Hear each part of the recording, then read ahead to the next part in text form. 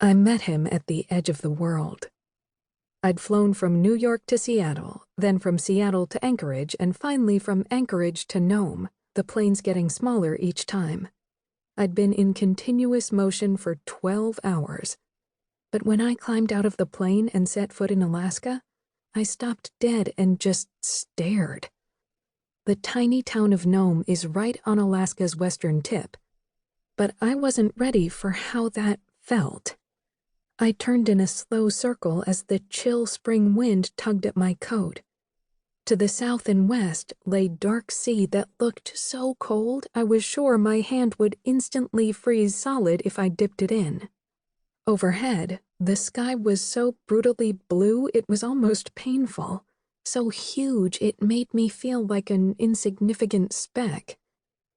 To the east and north was open country, towering mountains and thick forest. No skyscrapers, no highways, nothing normal. New York, seen from space, is a cluster of lights so dense that it becomes one throbbing mass. I'd spent my whole life there. Alaska is a dark void, the points of light so small and so far apart they almost disappear. What the hell are you doing here, Kate? I realized I was flipping my phone over and over in my fingers inside my purse, drawing reassurance from its smooth, man-made lines.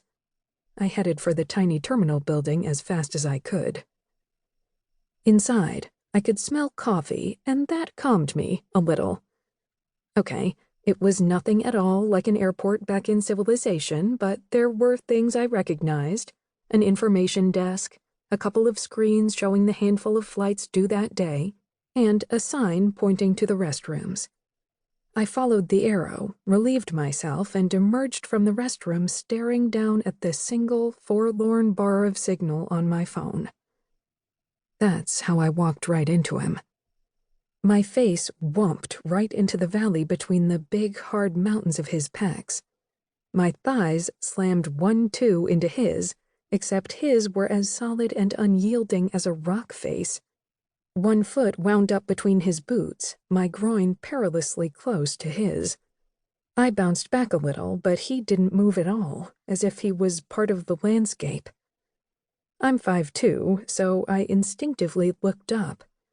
That wasn't nearly enough. I had to tilt my head right back. He was staring back down at me, and I just froze because suddenly all of that wild that had made me so nervous outside was standing right in front of me, distilled into 6+ feet of muscle and stubble. His eyes were the same brutal, frozen blue as the sky outside. Alaskan blue.